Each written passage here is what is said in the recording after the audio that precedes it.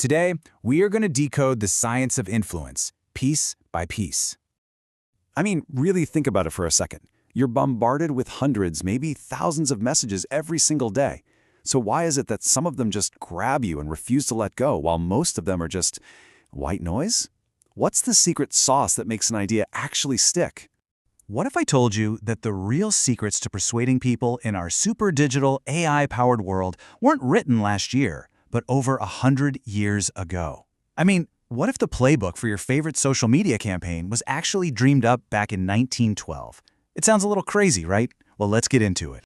Take a look at this. This old, weathered book, How to Write Advertisements That Sell, holds a timeless two-step formula for persuasion that, honestly, is just as powerful today as it was when it first came out. It is a total masterclass in human psychology, and we're about to break it all down. So here's the plan. We'll start by digging into this century-old secret, looking at what it calls the 4 marketing tasks. Then, we'll get into the 5 human motives, the real triggers for action. After that, we'll see it all come to life with a couple of fascinating case studies, before we wrap it all up with a simple persuasion playbook that you can use yourself. Okay, so the very first and honestly the most crucial part of this entire framework is realizing you can't just shout your message out into the void and hope for the best. You have to meet people where they are, mentally. Before you can even begin to persuade someone, you have to know what they're already thinking. So, how do we do that? Well, we use a really powerful diagnostic tool called the product matrix. Think of this as our map of the customer's mind. It tells us exactly what kind of persuasive heavy lifting we need to do based on their unique starting point. So here it is. This simple grid breaks down every persuasive challenge you'll ever face into one of 4 distinct classes. Are you trying to reach someone who's perfectly happy and thinks, "Nah, I don't need that"? That's class A. Or maybe it's someone who knows they have a problem but has no idea there's a solution. That's class B. Then you've got class C, the person who's just stuck in a habit with your competitor. And finally, class D, your loyal fan. Each one requires a completely different strategy. Let's start with Class A, because it's the toughest nut to crack. These folks feel like they're doing just fine. Thank you very much. So your job isn't to sell a product, your job is to sell them on the problem. Think about AI automation. You don't lead with features, you make them feel what we'll call the manual labor tax. That's the 20 hours a week they're losing because they haven't adapted. You have to create that deep feeling of disadvantage. Now, Class B, this one is a lot more straightforward. These people already feel the pain. They have a need. They just haven't found the right solution yet.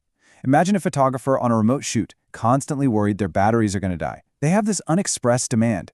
Your task here is just simple, clear education. Hey, here's the portable solar generator you didn't even know you were waiting for, and here's exactly how it works. It's all about description, not persuasion. Class C. This is where we go to battle against good old-fashioned inertia. This is the person who's already buying laundry detergent, but they grab the same brand from the same supermarket every time, just out of habit. To get them to switch to, say, your new subscription service, you have to give them a really compelling reason why. Maybe it saves time, saves their back from carrying heavy jugs, maybe it even helps save the planet. But it has to be a reason strong enough to break a very comfortable routine.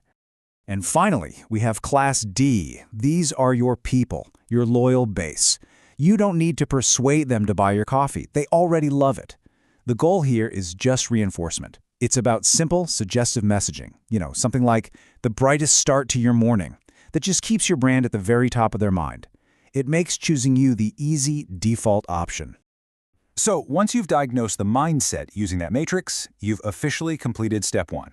Now we get to step 2, which is all about pulling the right lever to actually trigger action. You see, psychology tells us there are 5 core human motives, these springs of action that drive pretty much every decision we make. And here they are, the big 5. Every single successful persuasive message out there is tapping into at least one of these deep-seated human drives. Are you appealing to their desire to make or save money? Or their need for utility like convenience or love for their family? What about their sense of pride and good taste? Or their deep-seated fear of risk and loss, that's caution? Or hey, maybe it's just about pure, simple self-indulgence, a desire for pleasure and ease. The first one, and probably the most direct, is money. This is all about gaining it or saving it. It's so powerful.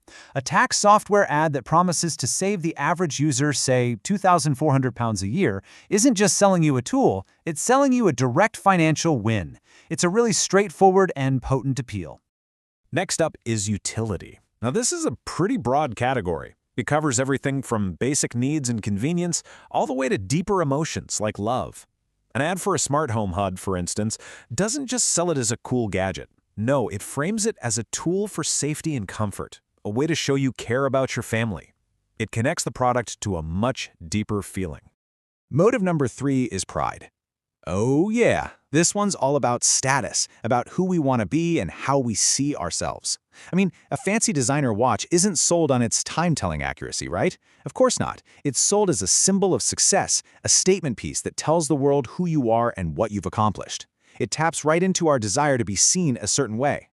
Then we've got caution. And believe me, the fear of losing something is an incredibly powerful motivator for us humans. A cybersecurity ad taps directly into this fear. It doesn't focus on all the cool, positive features. It highlights the absolute nightmare of a data breach. The message is crystal clear. The cost of this product is nothing compared to the potential cost of doing nothing. And our fifth and final motive is self-indulgence. This one appeals to our desire for comfort, pleasure, and, let's be real, a little bit of laziness. An ad for a luxury meal kit that says you deserve the luxury of doing absolutely nothing, well, that's giving you permission to treat yourself. It's selling you a release from the chore of cooking. All right, let's see how this all clicks together in the real world. Our first case study is about a simple door strip designed to stop drafts. When it first came out, it was a complete failure, all because the company totally misdiagnosed its audience and picked the wrong motive. So at first, they approached it as a Class B product. They just described its utility, cleanliness and comfort. But people just saw it as an optional extra, a nice to have. The winning move was to completely reframe it. They shifted to a Class A strategy, making people feel the disadvantage of not having it by tapping into the motives of caution and parental love. And this pivot was everything. Instead of talking about a minor inconvenience, the draft suddenly became a direct threat to a child's health. The ad literally showed dust-laden floor drafts swirling around a baby in a nursery. All of a sudden, that door strip wasn't a nice-to-have anymore. It was an absolute necessity to protect your child. That change is what forced the sale. Our second case study is about selling brand new technology, in this case, tractors, to a very traditional audience, farmers. And you guessed it, the first approach they tried completely missed the mark. The guy who invented it was a mechanic, so he naturally advertised the engine's technical perfection.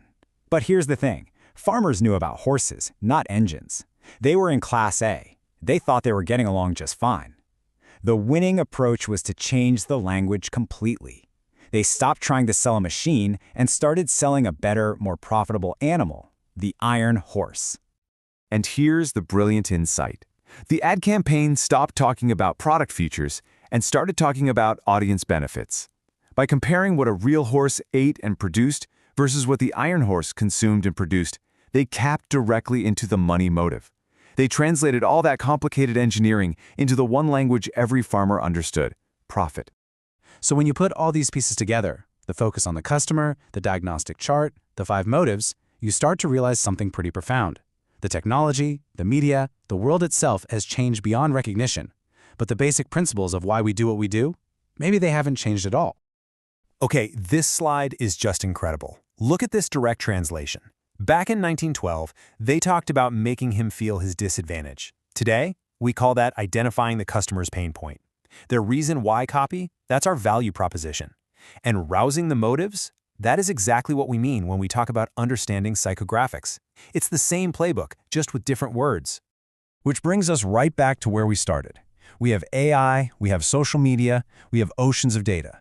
But maybe this little book from 1912 is telling us that the deep down human psychology, that pride, that caution, that desire that makes us act, that part hasn't changed one bit. And in a world that's always chasing the next new thing, maybe the most timeless marketing tool we have is simply understanding what it means to be human.